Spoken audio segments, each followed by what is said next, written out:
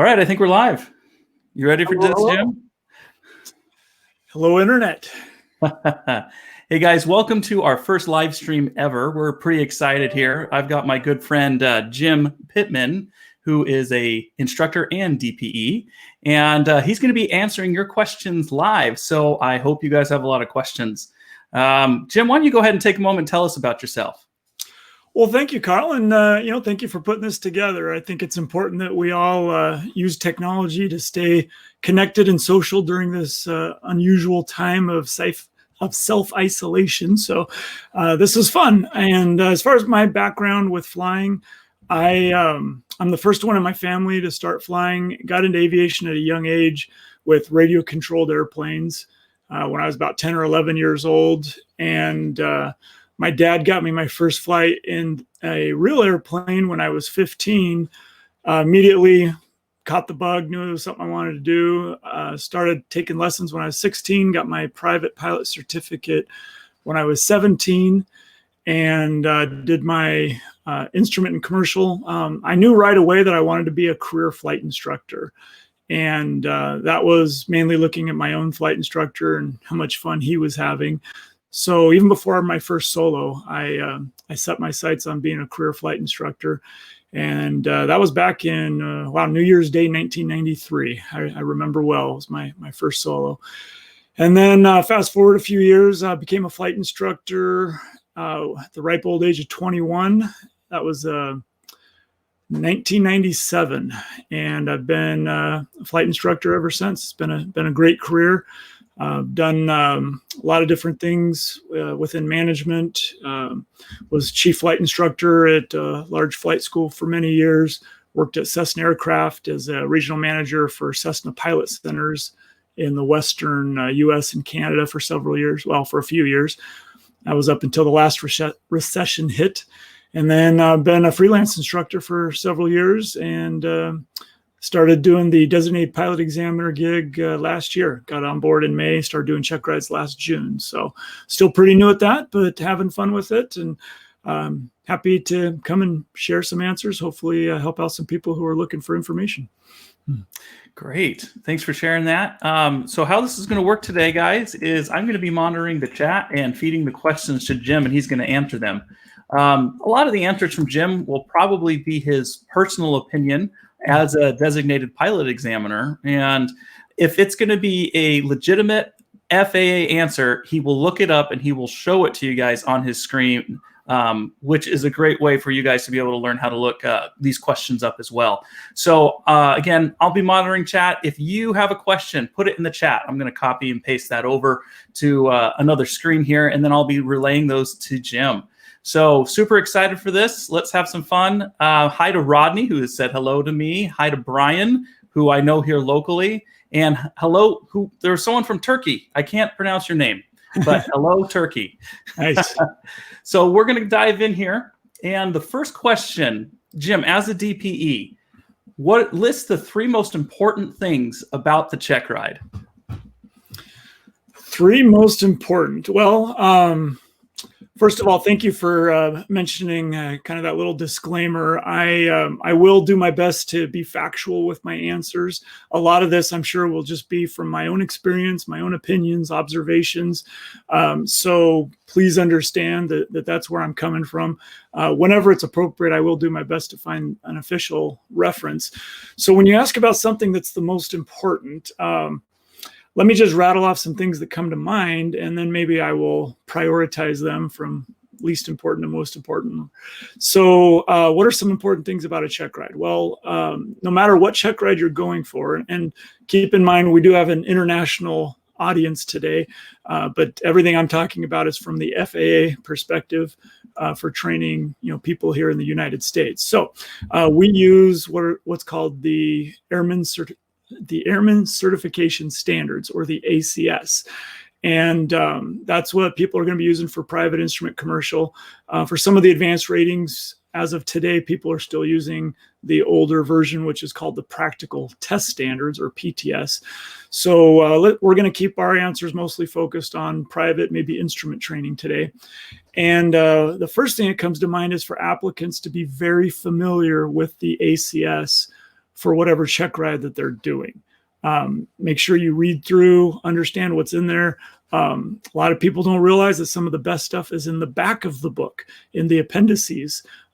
Goes through in great detail and talks about what it takes to pass the test, what it takes to not pass the test, what expectations the examiner has for you, and what expectations you should have for the evaluator.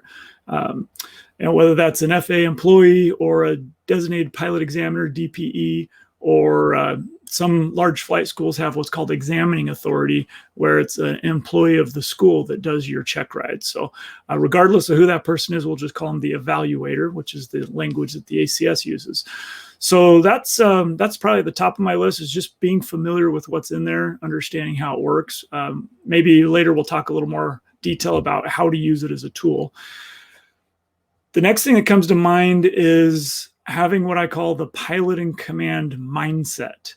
No matter which check ride you're doing, even starting right with the private pilot check ride, and a quick aside on that, it's important to use the right words. We have a lot of nicknames for things though. So the official term is practical test. And then check ride is a nickname, but it's pretty synonymous. So we use them back and forth. Anyway, private pilot practical test or check ride, even right there, it's important to have that pilot in command attitude, mindset, demeanor. Sometimes there's a fine line between being confident and being cocky. Certainly you don't want to act like you've got an attitude that's cocky. But there is something about being confident, knowing that you've been trained properly and that you're ready to be the pilot in command. On the day of the check ride, the evaluator should brief you on the fact that they're pretending to just be a passenger, and you are there as the pilot in command to take control of the overall situation. So those are the first two things that come to mind. I suppose we should mention that it's important that you know what you should know. That's outlined in the ACS. And there is a certain amount of room for interpretation as far as how well you need to know certain things. And then the last one being you need to perform in the airplane and do things within the standards that the ACS outlines there. So I think that's probably a pretty good order, starting with being familiar with the ACS, having the pilot in command mindset, having the ground knowledge that's required by the standards, and having the flight proficiency. So do all those things. You shouldn't have any trouble passing. And if anyone wants to, Carl, we can go into more detail on any of those. Okay. No, I felt those were three very important things. I liked them quite a bit. So, and we're getting a lot of great questions here. So let's go ahead and move on to the next one. And what is the most commonly failed item on the oral or the flying portion of the private pilot check ride? Don't know. So I specialize in instrument training as an instructor, and it worked out when I started doing check rides last June that I actually got approved to do instrument check rides first. And then it was a couple months before the FAA got around to giving me more certifications, which is normal.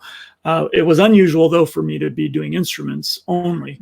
And I love doing instrument training. So just a little side note, that's where most of my experience is at as an examiner. I have done several private and commercial single engine check rides, which are, the ACS is very similar. There's just a few different maneuvers for the commercial, and things go into more detail. But thinking specifically with the private pilot, from my experience, for the ones that I have done, I don't know that I've recognized any trends of where someone would be unsatisfactory on the ground or in the flight. I can tell you that the things like the short field landing have pretty tight tolerances. When you look in the ACS, you're not allowed to land short on the short field landing. And I remember I had one applicant that did that by a good 30 feet. And there's some things are just black and white. So watch the standards. Keep in mind that when you read the ACS, it talks about one of the appendices in the back, that it's up to the discretion of the evaluator. And they use words like making sure that you don't consistently exceed the tolerances. But when it comes to something like the short field landing, you really need to nail it. Within, let's see, for the private, it's no less than, not before, so 0 feet before and 200 feet past. I'm doing that by memory. So you've got a pretty tight tolerance there to work with. Things like the steep turns, maybe you've got, plus or minus so many feet or so many degrees of heading. If there's updrafts, downdrafts, the evaluator can take those kinds of things into consideration. But it's really an overall, how is this person performing? Can they be the pilot in command and safely operate within standards most of the time? Those kinds of things. So I'll let you know if I think of anything else specific on that. But just myself don't have a lot of experience to say that there's trends that I've noticed. Someone has a follow-up question to that. How many people have you failed, Jim? So we do keep records. I know that my pass rate's 85%, and I've done, I have to go look at my spreadsheet, but I think I've done a little over 100 check rides in the last year. So only 15, give or take. And most of those have been instruments. So there's really only been a few private or commercial single engine that were unsatisfactory for me. Okay. And that's actually reassuring to me whenever I go for my check ride for my instrument, because 85% is pretty good. That's about where I land on most of my tests anyways. There you go. We do have a question coming from a lot of people. How much did it cost for you to become a DPE? Which I already know is a loaded question because it really has a lot more to do with time and experience. Go ahead. Yeah. So,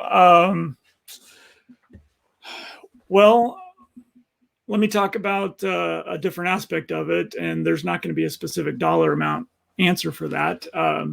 It's a fair question, but so when I started flying in 1992, the pricing was a lot different. And I'll be 45 this year. I don't feel like that's terribly old, but maybe to a lot of people watching this, I'm middle aged at least. So, but I don't want this to turn into a when I was a kid story. But just to put it in perspective, the inflation in aviation has been comparable to a lot of other areas of life where we've had an inflation over the last 25, 30 years. And I remember when I started, I was using an old Piper Tomahawk. It's a 2-seat Piper over at Glendale Airport here in the Phoenix area. And it was $36 an hour for that little 2-seat trainer. That included fuel. And I was taking a ground school at a community college, and the ground school instructor was advertising that he could do dual instruction for $24 an hour.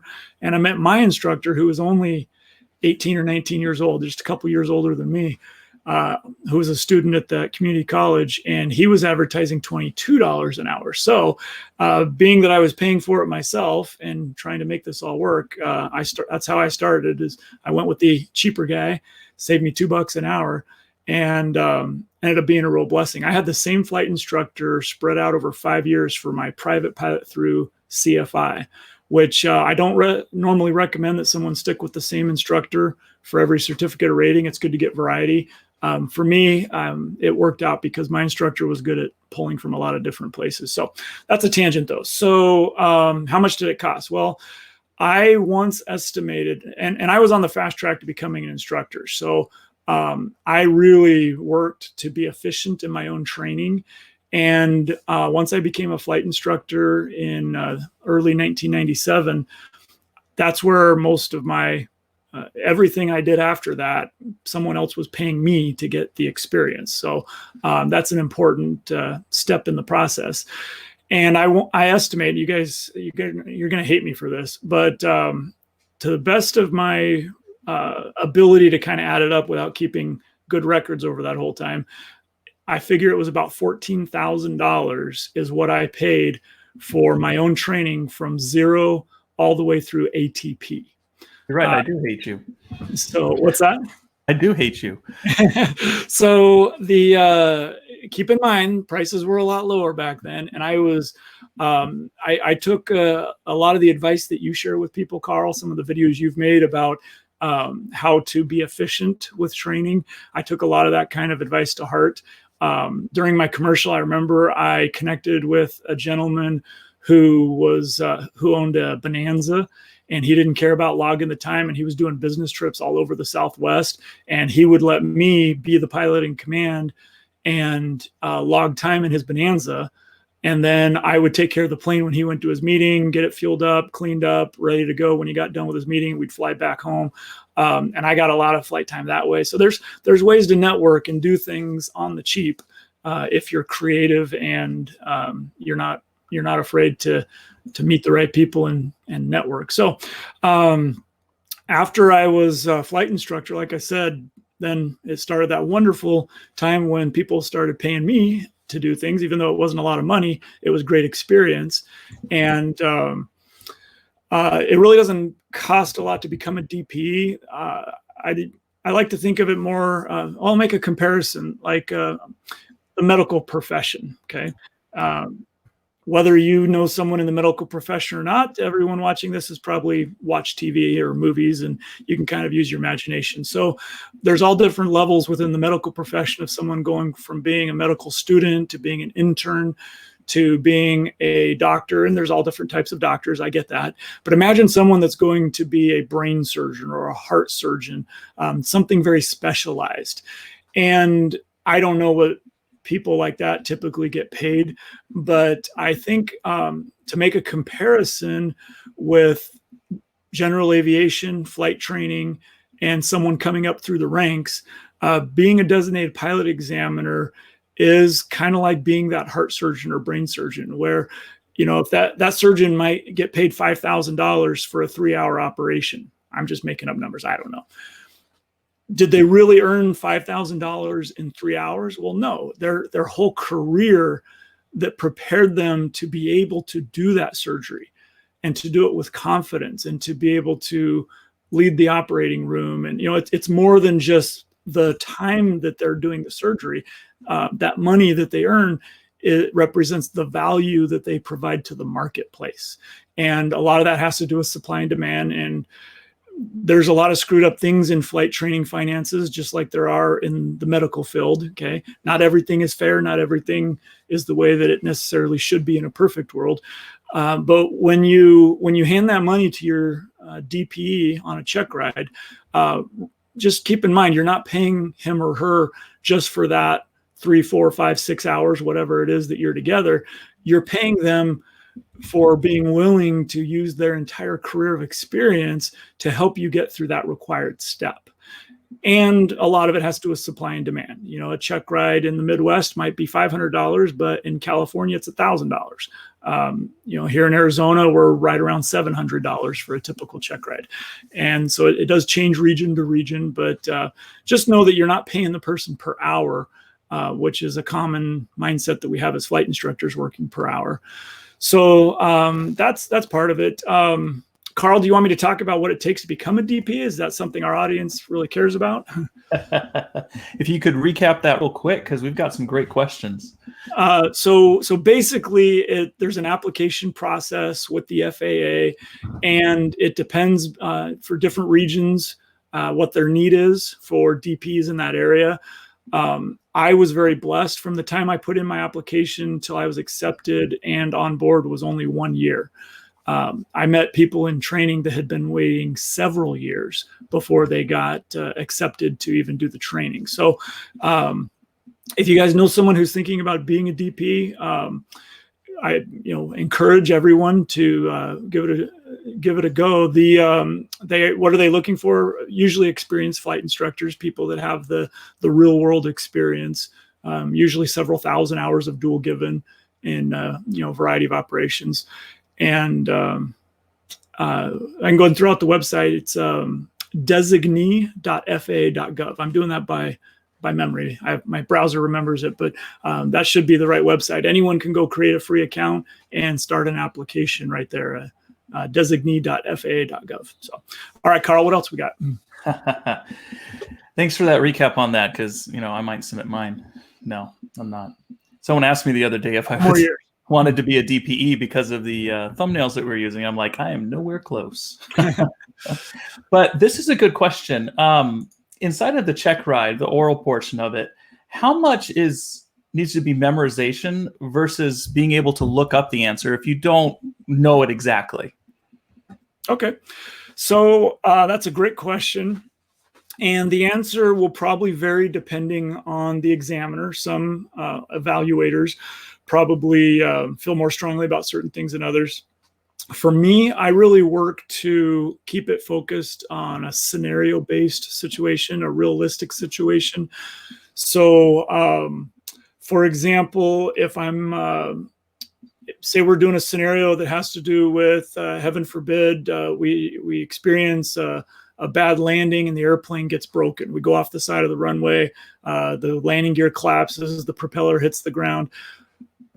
What reporting requirements are there? So we're getting into a scenario that has to do with NTSB 830. And that's a scenario where, okay, we're on the ground. Obviously if someone's hurt, we want to get them to the hospital, but now we can look in the regs and we can see what's required to be reported. Do I need to notify the NTSB or the FAA? Those kinds of things can be looked up. So I feel like those details can be looked up in the Checkride, just like they could in real life. Hopefully the applicant has a general, they know what NTSB 830 is, they know where to find it, they can find it quickly. They've had this discussion with their instructor at least once. But the details are something that can be looked up. That's how I look at that. A different example would be, we're in a scenario and we're on the ground talking about it, lost communications. And you're coming into a towered airport with no communication, and you're looking at the tower and they're giving you light gun signals. You should know what your light gun signals are. Okay, that's, if you're entering the pattern, flying an airplane, that's not the place to be looking up what flashing red means versus steady green. Just kind of think of everything in a scenario and ask yourself, is this something I need to know to do my job as a pilot? Yeah. Or is this something that I would have time to look up in real life? I think that'll give you a good idea. I think that's a great, right there. That says it all.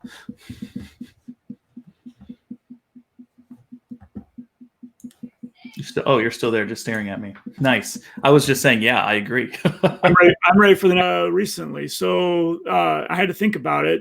They do vary a little bit, but I usually schedule 6 hours from the time we walk in to walk out. And the actual briefing times. Right. How long do check rides for you typically last? So like how many hours? Yeah, the time frame. We talked about this 1.5 to 1.8 of actual ground. If they go to 2 hours, that's pretty long for the ground or the oral portion. The actual flight is anywhere from 1.5 to 2.4, depending on what type of check ride and where we have to go. The instrument ones here tend to be longer because we have to go pretty far to get the instrument approaches we need. But add in the pre-flight and other preparations, dispatch procedures, and the briefings that we're required to do. Then it's usually a good, and then the paperwork at the end. It's usually a good 6 hours from the time we say hello till the time we say goodbye. Okay. All right. Another fun question. Have you seen a trend of, we'll say, habits from different applicants that you would say are things to look out for, things that you shouldn't be doing or things that you should give up after you become a pilot? Yes, I actually just posted a video today about some of the ones I feel most strongly about. So put in a plug for my YouTube channel. I trust it'll be in the links in the description below, right, Carl? So flywithjim.com is the name of my YouTube channel, which happens to be my URL. And I just posted earlier today a video about using checklists properly. And the reason I did that, I don't do a lot of videos on YouTube. I leave that to the people like Carl that enjoy doing editing more than I do. But I really felt strongly about this checklist one because I do see a lot of bad habits. not so much in the training environment. Usually on the check rides, checklist usage is very good. Where I see this is the experienced aircraft owners that I fly with. I do a lot of specialty training, usually in higher performance airplanes, retractable gear airplanes. And it's really unfortunate how common it is for pilots to get complacent about their checklist usage. And there's no excuse for it. There's been so many studies done, not just in aviation. I mean, this is in the medical field, in construction. I mean, pretty much choose any industry where there is risk of physical harm, and you're going to see good checklist procedures being taught, and you're going to see a wide range of people who either follow or don't follow or something in between. And there's so many studies, there's so many facts to show that using checklists is the way to be. It's the way to perform. And so I'm passionate about that. Go check out the video. You can see a few tips and links that I put down below. One of them goes to a series of videos from a gentleman that he specializes in human factors, and he put together a few short videos that I put into a playlist and have that on my channel, and that's linked in that video. So definitely checklist discipline. Other kinds of habits, the pre-flight, I guess that kind of goes along with checklists, but I see people, especially aircraft owners, they keep their plane in a hangar, and from the time they put it away to the time they take it out, they're just assuming that nothing changed with the airplane. And it's really important to do a post-flight inspection after every flight, and a pre-flight inspection, whether you think anything's changed with the airplane or not.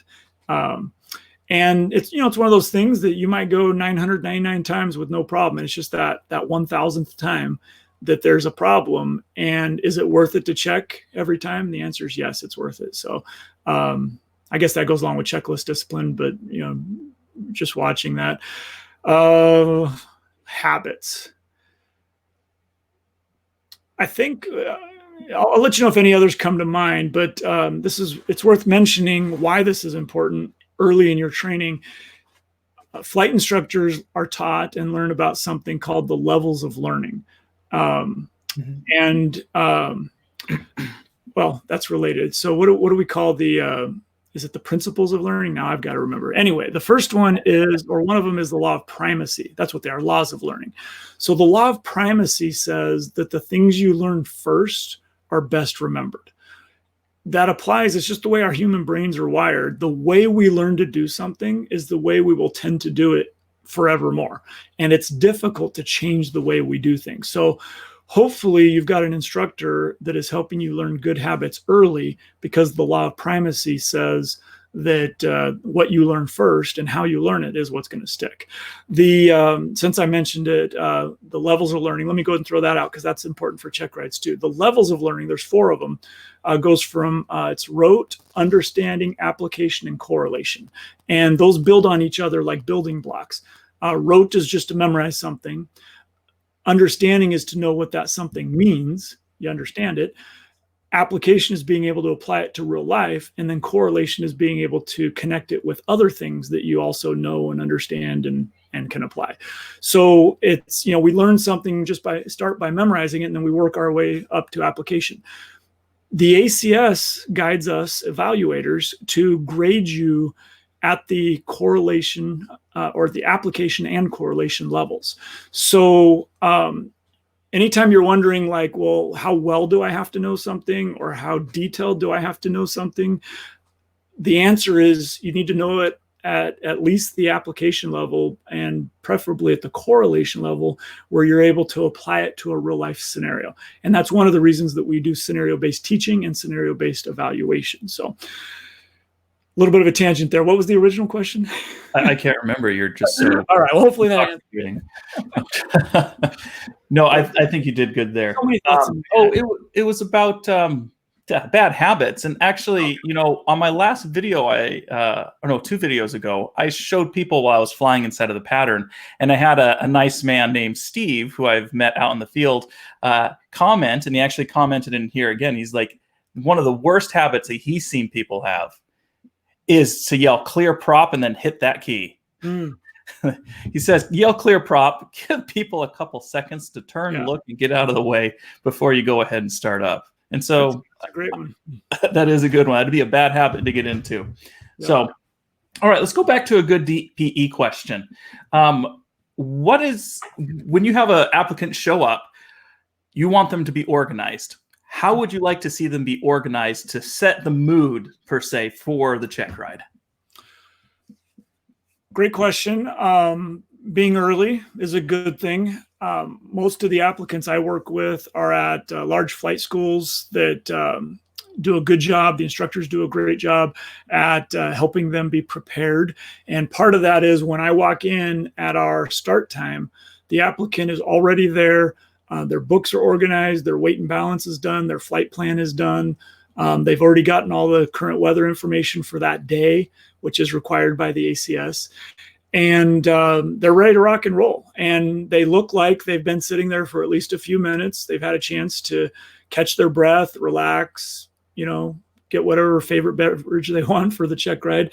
And so that's a great start. I've had a couple times where I show up and the applicant is obviously running a little bit behind, even if it's only a few minutes. I can see the stress level really go up because they're like, oh, hold on, I'm still just, let me grab the maintenance books, or hold on, I'm just finishing my weight and balance. And I'm always okay with that. It's usually just a few minutes, but that's a big one. It's just be early, be prepared. If I were to go in chronological order, let me back up to the night before. There is a point, no matter what kind of test you're getting ready for, there is a point before the test where you know everything you're going to know. And the best thing you can do is get a good night's sleep, get up nice and early so you're not in a hurry, have a good breakfast, if it's a morning check ride, for example. Just make sure you're well rested and relaxed, and maybe even like 24 hours before your check ride, don't study anything. Maybe flip through the ACS one last time just to kind of refresh your memory on what's in there, because that's the guide for the test. But do all your studying several weeks and several days before the check ride, and leave that last, I'll say 12 to 24 hours before the check ride to just relax and get a good night's sleep. So that's some advice for you. Show up on time, be prepared, and then all the paperwork. So the first part of every check ride after we say hello is to check the eligibility of the applicant. And it's really nice when the flight instructor is there in person. That's not necessarily a requirement. I understand if they have another flight they weren't able to schedule around, whatever. But more often than not, we really like to see the flight instructor there to help us with any last minute things that might have been missed, so we keep the check ride going. So making sure that the logbook is neat and tidy, total up the latest page on your logbook with a pencil so we can see the totals. That's nice. Making sure everything is correct in IACRA. All of that stuff goes a long ways to just helping things not only go quickly and efficiently, but it helps keep your stress level down, because things are just moving along nice and quick and easy. And that's a great way to start the check ride. So awesome. Good advice, especially the getting sleep and your brain's so full. just roll with it at that point. Here's a fun one. How different is a commercial check ride versus a private check ride? So the ACS for the private and the commercial single engine are very similar. Like almost every area of operation and task have the same numbers and the same titles. What's different are the tolerances. When we're talking about the flight maneuvers, there are a few additional maneuvers on the commercial, and actually one taken out. So like the commercial does not require you to do a forward slip to land. If you do one, that's fine, but it's not required the way it is on a private pilot. So there's a few differences like that. On the oral side, very similar as far as the list of topics, with a big difference being on the level that you need to know things to. When we're taught as DPs that, we take that into account when we're asking a private pilot applicant about thunderstorms or, weather or whatever the scenario is. We expect different answers than we do from a commercial applicant. So if you are getting ready for your commercial check ride, expect that with every single topic. Dig in deeper and just, again, rote, understanding, application, correlation. Take it all up a notch or 2 or 3 for your commercial knowledge. And especially if you're on track or you're in a program where your next step is going to be a flight instructor, pretty soon after your commercial, you're going to be needing to teach this stuff to someone who's new. So I recommend everyone to treat their commercial training like flight instructor 101. That's the level you need to know it at. And then when you get to your flight instructor training, you can just focus on learning how to teach, not learning what to teach. So. Okay. So someone is asking, can you be too tall to get a private pilot license? Do we just want to say someone's asking, or we want to give people a shout out as we go with all these questions? I don't know. The chat's moving fairly quickly for me, and copying and pasting things. Somebody wondered. So I am not aware of any specific limitations on height. That would come down more to the particular airplane that you're choosing to fly and whether you can safely operate it.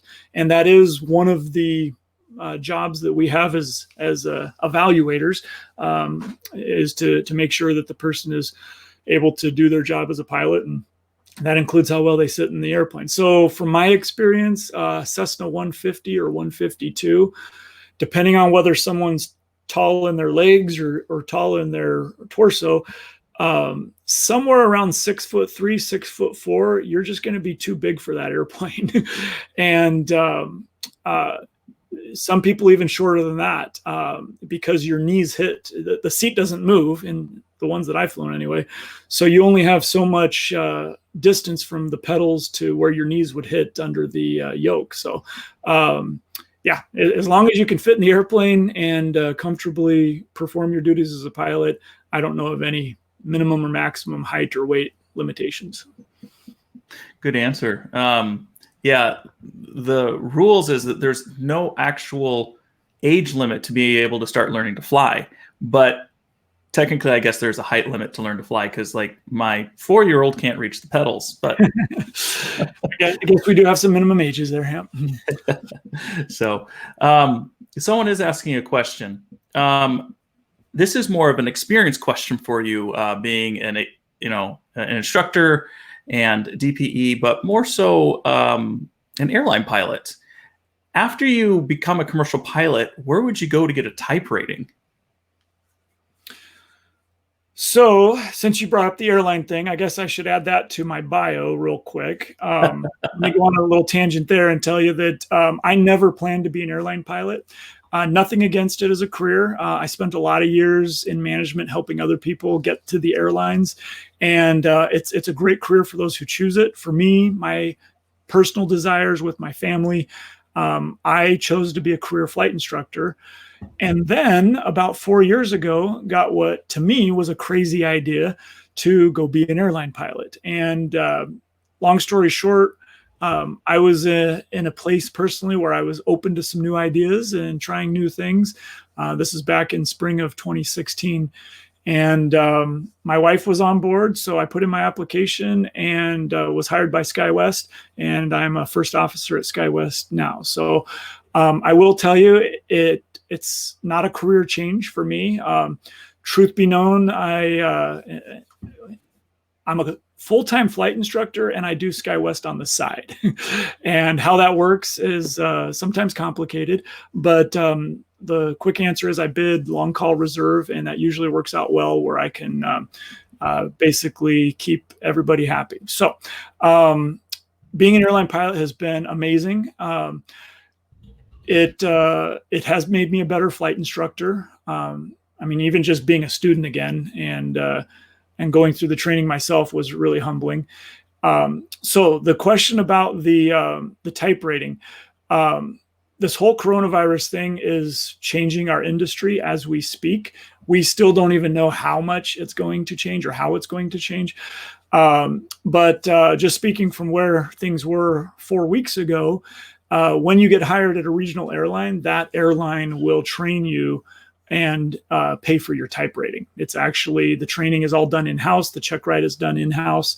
And you are earning a small amount of money while you're in ground school, while you're in training, and they pay for it. Wasn't always that way. Don't know if it'll be that way in the future. We sure hope things will continue like they have been in the past in a good way. But yeah, we'll see what the future holds. Okay, a question from an international student here from Japan, which is awesome. Welcome.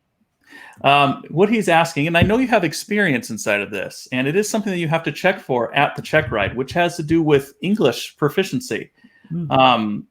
And he's wondering, he's worried about communication with ATC and wondering if you have any suggestions for him before he starts training. Yes, there's a lot of guidance. In fact, Carl, let's go ahead and share my screen on this one. Oh, and right. One of the valuable things that I would like to share today is how to search for good references. So you guys seeing my screen? Yes. Oops. So the tip is really easy. Go to Google. I'm in Chrome, so this is a Google search, and start by typing in FAA, if that is, indeed is what you're looking for. And like we said at the beginning, we're going to talk about FAA stuff today. So ICAO is the standard. We call it level 4. So I'm just going to search for FAA ICAO level 4. And that refers to how good someone needs to be at English in order to be a pilot. That is to be tested by the instructor before their first solo, and it's to be tested every step of the way, really, but especially at each check ride. So by starting the search with FAA, you can see that we got official FAA references coming up here. So I'm just going to right click and do open in new tab on a few of these to see what we get. I have some of these archived, but just kind of show you guys how you could search for this yourself. So this advisory circular is a great place to start. This one came out in June of 2017, and this will go through and outline the standards. We call these ACs, short for advisory circular. And this is official guidance regulation from the FAA. So this is a great place to start and learning about what's required. And then let's see, that one's talking about the endorsement. That's not as applicable. And then what do we got here? This one's not an AC. They call this information for operators. A lot of times these will be written to airline operators or Part 135, but they often apply to Part 91 type training, which is what we're doing in flight training. So that's a great place to start. The one I'm thinking of, and I'm trying to think if I have this linked somewhere, is their sample recordings. And I actually learned about this when I was in training. And I'm going to take the FA off at the beginning because it's an ICAO reference. So, yeah, my first training meeting that I went to when I was getting ready to be a DP, they actually showed this website, and it's a great resource. So ICAO is the International Civil Aviation Organization, and you can see how I got that was just searching for level 4 samples. And I believe that this website still requires you to have Flash working, so you will have to allow that. But then, and I don't even know if we're set up where you could hear my audio. I'm not going to bother playing these, but you can see they have several different languages, and they have examples of what it means to be level 1, 2, 3, or 4. So this is a great way to test or to practice and see whether you're really at level 4. Over here on the right side, these are the areas that we're trained to specifically check you on. If I hover over, you can see it's pronunciation, structure, vocabulary, fluency, comprehension, and interactions. And in each recording, you can see the score that is given for these examples. And the minimum is that you are at level 4 in all 6 of those areas. So, yeah, that's a great resource. I don't know if, you know what, Carl, I'm just going to, when this is done, this is going to be like any other YouTube video where you can have, Did I lose you, Carl? Did I No, have I'm here. Okay. I'm like, where did the browser go with Carl in it? There you are. I had you minimized. Scared me for a second. All right. So I'm gonna send this link to you, Carl.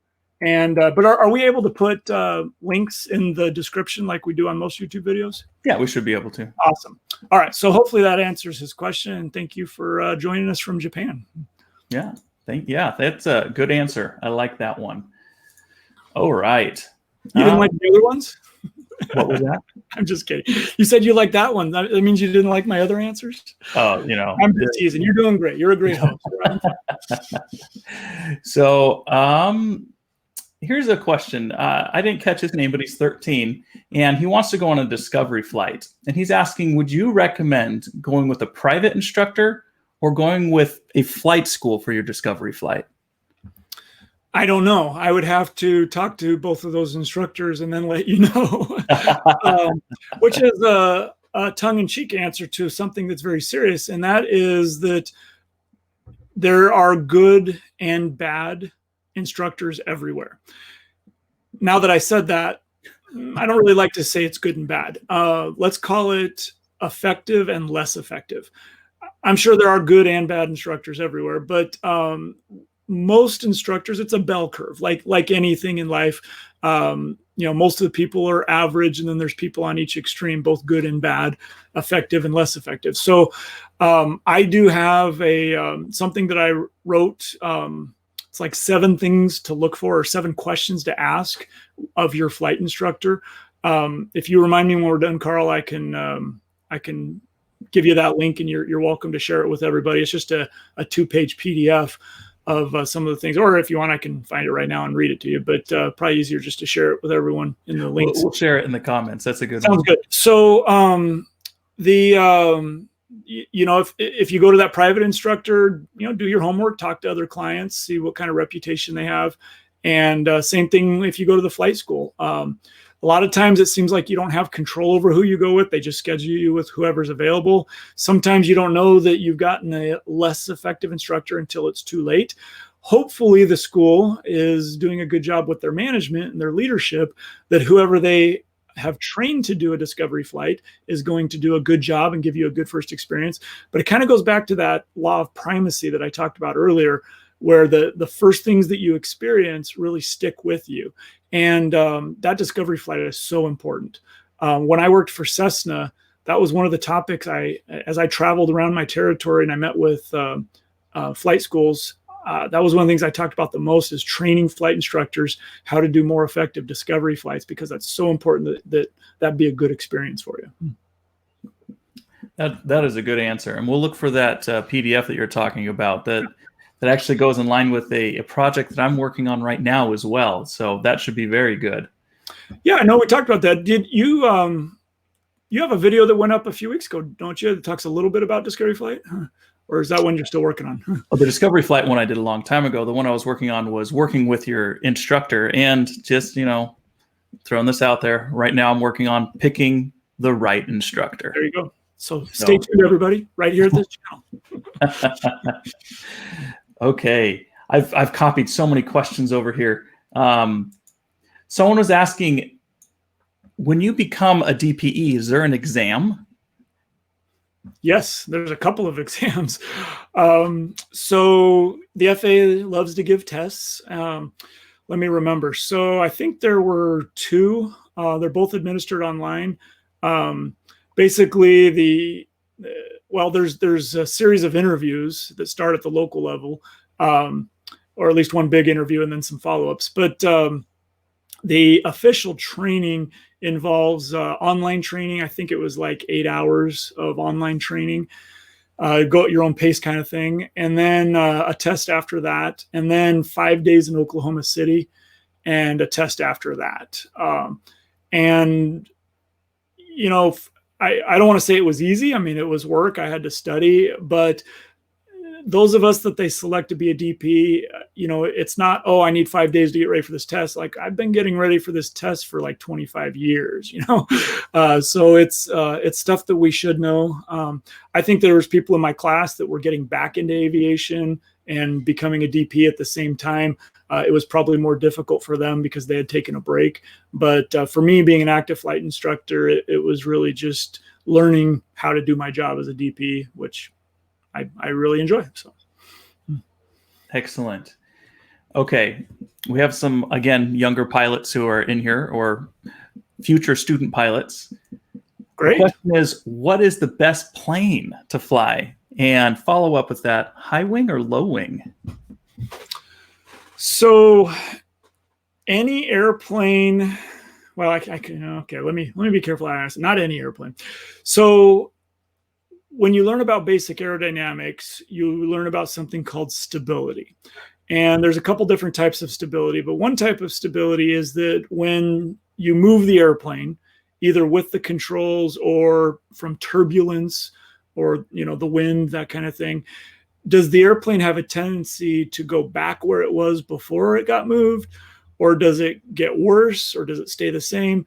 And if you want to look this up, it's we're talking about static and dynamic stability. So the most training airplanes, what that means is they were engineered and designed and manufactured in a way that they are inherently stable, meaning they go back to where they were before you bumped the controls, kind of thing.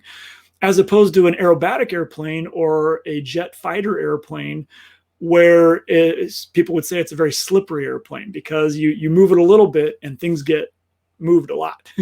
and that's to make it maneuverable for the mission that it's built for. So a little side lesson there for stability. Training airplanes like pretty much all of the single engine Cessnas, anything with a 4-cylinder engine is certainly a great trainer. They're all built with a similar design of being very stable, good trainers. We're talking about everything from a 150 up through the newer 162 light sport, up through a 182 or a 172, 182 6 cylinders and up, which can also be a great trainer, very stable. The controls just get a little more complex as you get into the 182 and bigger. On the Piper side, any of the Archer, Warrior, Cherokee type 4-seaters, also very stable. So there's your basic high wing, low wing. There's been plenty of people who have learned to fly in a Cirrus, which is an amazing airplane. That's more of a sports car. It's a fast airplane and it's a little more complex. But for someone who, especially someone who buys that airplane or they're planning to buy that airplane shortly after they get their private pilot certificate, it makes sense to do the primary training in that type of airplane. Not to leave anyone out, we've got, Diamond.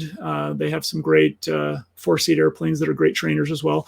So high wing or low wing? I have heard plenty of other people talk about it like it makes a difference. I think that I was very blessed. The way that my training happened, I mentioned that I started in a Tomahawk. So a little more of that story. When I was 16 years old, way back in 1992, and my first 10 hours was in the Tomahawk. So Primacy was a low wing, and it flew like a great trainer, very light airplane. It probably be classified as a light sport. And that company went out of business. Again, apparently it was a regular thing for them. And so I switched airports and airplanes, and that's when I went from Glendale to Deer Valley. And I ended up with the same instructor flying in Cessna 152s. So I went from a low wing 2-seater to a high wing 2-seater. There was also about a 2-week break in there while we figured out what was going on with the company, what our options were, what we were going to do. So that was the downside, is after only 10 hours of training, I took 2 weeks off, which was tough. So I was getting back into it. I was learning a different airplane. I was learning a different airport. But within a few hours, I was very comfortable, or at least I got back to where I was before the break. And for me, ever since then, high wing or low wing really does not make any difference as far as how the airplane flies, with a couple caveats. So comparing a 172 to a Piper Archer, one of the things, basic maneuver that you get good at during your private pilot training is a stall. And for those of you that don't know, it basically is usually done by slowing the airplane down on purpose until you get to a point that the wing stops flying. And that might sound a little scary, but it's done in a very controlled environment. and you recover from it. And it's a skill that all pilots learn how to do. We even practice those in the jet simulator at my airline. We, a lot of the same stuff you do for your private pilot check ride, we do in the full motion simulator in the jet. So the basics never go away. And a Cessna is known for having a nice clean brake when it stalls, whereas the Piper Warrior or Piper Archer, it tends to just kind of be mushy and shake around and doesn't really give you a nice drop of the nose. That's just a characteristic, has to do with the aerodynamics of the wing and the tail and how it's designed. It doesn't make one better or one worse. It just makes them a little bit different. It's kind of like saying, what's better or worse? My Honda Accord or my wife's Honda Odyssey. One's a sedan and the other is a minivan. Well, one's not better or worse. They're just different. Maybe that's a bad comparison because, Warriors or Archers and Cessna 172s are both 4-seaters, but you got the idea. They're just a little bit different. What I find is the biggest difference, especially for someone going from a low wing to their first time in a high wing, it is important to move the wing out of the way before you turn. So actually, I have my little Cessna sitting right here. I don't know how well this will show up on your camera, Carl, but if someone's going to do a left turn, it's important to lift that left wing just a little bit and look for traffic. Make sure there's not someone right next to you before you do the left turn. Are we saying you're not a mirror image? Was that correct? Oh, did my left go left? So I'm looking over here at our preview. Anyway, so for someone who's never had that habit of lifting the wing and looking for traffic, that takes a little bit of getting used to. And then some more practical kind of stuff is here in Phoenix. I don't know if you guys have heard, but we get a lot of sunshine and it gets really hot here in the summer. And I'll tell you, just even a few minutes standing out on the ramp, I really enjoy having that Cessna high wing to stand in the shade. Has nothing to do with how the airplane flies. It's just that few minutes while my client or my check ride applicant is doing their pre-flight. It's great to get out of the Arizona sun and get in the shade. Even when you're flying, having the shade from the high wing is nice compared to always being in the low wing where you kind of feel like you're sitting in a bubble. So in the summer, that makes a difference. For us, that's about 4 months out of the year. The rest of the year doesn't make that much of a difference. So if you're thinking of buying an airplane in the future and you're wondering what you want to train in, those are some things to think about, should be factored in along with everything else. So. Awesome. All right. So we're approaching an hour here, which is about when I wanted to end this. So one last question for you. For the private pilot check ride, how much of the FAR/AIM do you have to have memorized? That goes back. I'm going to give a similar answer to what we talked about earlier about putting it in a scenario. So what I recommend to my own clients who, like you, Carl, when you first were introduced to that lovely, big, thick book, first of all, I did ask you, maybe required you to get the paper copy. I'm a big fan of the iPad and having things like ForeFlight to hold all of our documents. I also think for primacy and just for that first exposure, there's something about hefting around that big old book and learning the different sections and where they are. I'm not going to say it's necessarily a requirement, but I think that there is value to going through with a highlighter and learning it. And if you look at like the ASA version is a popular, that's a company that prints it, or any of the other companies that print it. Usually in the front, there's a guide of what you need to study for each certificate or rating. So that's a good place to start. Do you have to memorize it? Not really. It's more like a dictionary. None of us hopefully went to school and were told we had to memorize the dictionary, but we did have to learn how to use a dictionary. It's a little more complicated than that. It's kind of like having a dictionary and a thesaurus and, a couple other reference documents, and you got to learn how to use each one. So getting familiar with the structure is extremely important. Learning basically what's in part 61, what's in part 91, what is part 141. Even if you're not in a 141 program, you should understand basically what that means when someone talks about it.